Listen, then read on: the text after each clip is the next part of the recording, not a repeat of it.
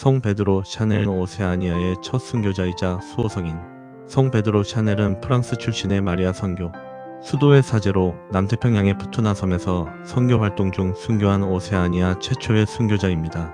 가난한 농부의 아들로 태어나 목동으로 일하다 사제가 된 그는 하느님의 부르심에 따라 낯설고 위험한 이국 땅으로 떠났습니다. 현지 문화와 언어를 배우고 주민들과 소통하며 사랑을 실천했지만 결국 원주민 주장의 시기와 오해로 인해 비극적인 죽음을 맞이했습니다. 그러나 그의 순교는 역설적으로 푸투나 섬 전체에 복음화라는 기적적인 결과를 낳았으며 오늘날 오세아니아 전역의 그리스도인들에게 깊은 신앙의 모범이자 수호성인으로 공경받고 있습니다. 1. 초기 생애와 사제 서품. 성 베드로 샤넬은 1803년 7월 12일 프랑스 동부 앵 지역의 벨레교구에 속한 퀴에라는 작은 마을의 농장에서 태어났습니다. 그의 가정은 가난했지만 신심이 깊었습니다. 그는 네 형제 중 막내로 어려서부터 목동으로 일하며 소박하고 부지런한 삶을 배웠습니다. 12살 무렵 퀴에 근처 크라스 본당의 트롬피에르 신부는 소년 베드로 샤넬의 유난히 총명하고 경건한 모습을 눈여겨보았습니다. 트롬피에르 신부는 그의 부모를 설득하여 베드로가 자신이 세운 작은 학교에서 정식 교육을 받을 수 있도록 주선했습니다. 베드로 샤넬은 공부에 열중했으며 특히 신앙생활에 큰 기쁨을 느꼈습니다. 1817년 14세의 나이로 천영성체를 한 후 그는 본격적으로 해외 선교사로서의 삶을 꿈꾸기 시작했습니다. 이듬해인 1818년 그는 맥시미에에 있는 소신학교에 입학하여 수학했고 이후 프루의 대신학교에 진학하여 신학 공부를 마쳤습니다. 1827년 7월 15일 베드로 샤넬은 마침내 사제품을 받았습니다. 2. 초기 사목 활동과 마리아 선교 수도에 입회. 사제가 된 후 1년 동안 베드로 샤넬 신부는 제네바 근처의 안베리의 대목구로 파견되어 군종 사제로 봉사했습니다. 이후 3년 동안은 제네바 외곽의 가난하고 소외된 크로제 마을에서 본당 신부로 사목했습니다. 그는 가난한 이들과 어린이 교육에 헌신하며 겸손하고 온유한 태도로 신자들의 사랑을 받았습니다. 하지만 그의 마음 한구석에는 여전히 해외 선교에 대한 갈망이 남아 있었습니다. 그러던 중 1831년 장클로드 콜랭 신부가 설립한 마리아 선교 수도회에 대해 알게 되었습니다. 이 수도회는 폭자 콜랭 신부가 리옹의 신학생들과 함께 외방 선교를 목표로 세운 신생 수도회였습니다. 베드로 샤넬 신부는 수도회에 입회하여 선교사로서의 꿈을 펼치기로 결심했습니다. 하지만 수도회 측은 그의 재능을 아껴 파견을 미루고 그를 벨레 신학교의 교수로 임명했습니다. 그는 5년 동안 신학교에서 신학생들을 가르치며 수도자로서의 소양을 닦고 선교 준비를 이어나갔습니다. 3. 오세아니아 파견과 푸투나 섬의 선교. 1836년 교황 그레고리오 16세는 마리아 선교 수도회를 공식 인준하면서 오세아니아 대목구를 수도회에 위임했습니다. 수도회는 즉시 오세아니아주 남태평양 뉴에브리디스 제도를 첫 선교지로 지정하고 선교팀을 구성했습니다.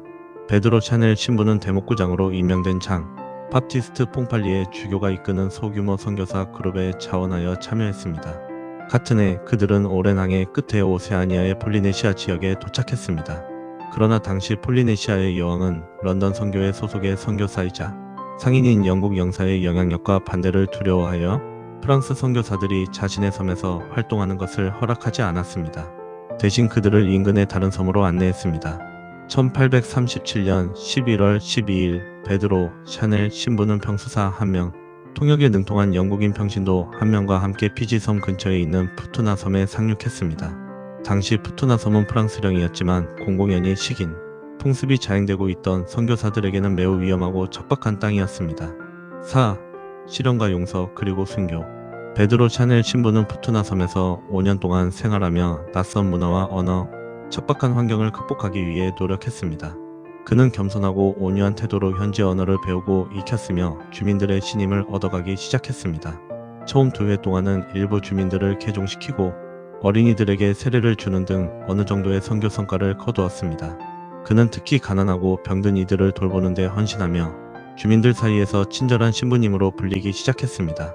하지만 그의 섬 주민들 사이에서의 신뢰가 커지자 푸투나 섬의 추장이자 제사장을 겸하고 있던 난갈리 추장의 질투와 견제를 받게 되었습니다. 추장은 베드로 샤넬 신부가 주민들을 현혹하여 자신의 권위를 위협하고 있다고 오해했습니다. 또한 그는 기독교 신앙이 섬의 전통적인 우상 숭배와 조상 제사를 금지한다는 사실에 분노했습니다. 추장은 베드로 샤넬 신부의 활동을 강력히 반대하고 방해하기 시작했습니다. 그와 함께 활동했던 동료 수도자들은 추장의 압박을 이기지 못하고 3년 만에 섬을 떠났지만 베드로 샤넬 신부는 홀로 남아 끝까지 선교의 자리를 지켰습니다. 결국 베드로 샤넬 신부가 추장의 아들과 다른 젊은이들에게 세례를 주려고 하자 추장은 분노했습니다. 추장은 자신의 아들이 다른 신을 섬기는 것을 결코 용납할 수 없었습니다. 그는 사람을 보내 베드로 샤넬 신부를 살해할 것을 명령했습니다. 1841년 4월 28일 베드로 샤넬 신부는 추장이 보낸 사람들에 의해 잔혹하게 살해당했습니다. 그는 죽어가면서도 용의자들을 원망하지 않고 모두를 용서한다라고 말하며 모두에게 하느님의 사랑과 용서를 전했습니다. 그의 순교는 주민들에게 깊은 울림을 주었습니다. 5. 순교의 열매와 수호성인 공경. 베드로 샤넬 신부의 순교는 푸투나 섬에 놀라운 영적 변화를 가져왔습니다. 그의 용서와 온유함 그리고 굳건한 신앙은 주민들에게 하느님의 사랑을 깊이 깨닫게 해주었습니다. 주민들은 베드로 샤넬 신부의 순교 이후 섬의 전통 우상과 식인 풍습을 버리고 가톨릭 신앙으로 돌아오기 시작했습니다. 그의 순교가 가져온 변화는 매우 빠르고 광범위했습니다. 불과 2년 뒤인 1843년 푸투나 섬 주민 전원이 가톨릭 신자가 되었습니다. 베드로 샤넬 신부의 시신은 순교 후 1842년에 배에 실려 프랑스로 이송되었으나 1977년 다시 주민들의 요청에 따라 푸투나 섬으로 돌아와 안치되었습니다. 그의 순교와 섬 주민들의 기적적인 개종은 가톨릭 교회에 널리 알려졌고 시복 절차가 일찍 시작되었습니다. 1889년 11월 17일 교황 레오 13세는 그를 복제품에 올렸고 1954년 6월 12일 교황 비오 12세는 그를 성인으로 선포했습니다. 성 베드로 샤넬은 마리아 성교 수도회의 첫 번째 순교자이자 푸투나 섬에서 순교한 오세아니아 최초의 순교자로서 오세아니아 전체의 수호성인으로 공경받고 있습니다. 호주와 뉴질랜드에서는 일찍부터 그를 기념해왔으며 1969년 전례력 개정 이후 로마 보편 전례력 안에서 기념하고 있습니다. 로마 순교록은 그가 온유한 태도로 많은 어려움을 극복하며 사람들을 개종시키다가 아들의 개종에 분노한 추장의 명령으로 살해되어 오세아니아 최초의 순교자가 되었다라고 기록하며 그의 거룩한 삶과 순교를 기리고 있습니다. 성 베드로 샤넬은 가난한 이들과 어린이 교육에 헌신한 목자이자 오세아니아 복음화의 주역으로서 그의 삶과 순교는 오늘날 우리에게 하느님의 사랑과 용서 그리고 선교에 대한 뜨거운 열정을 일깨워줍니다.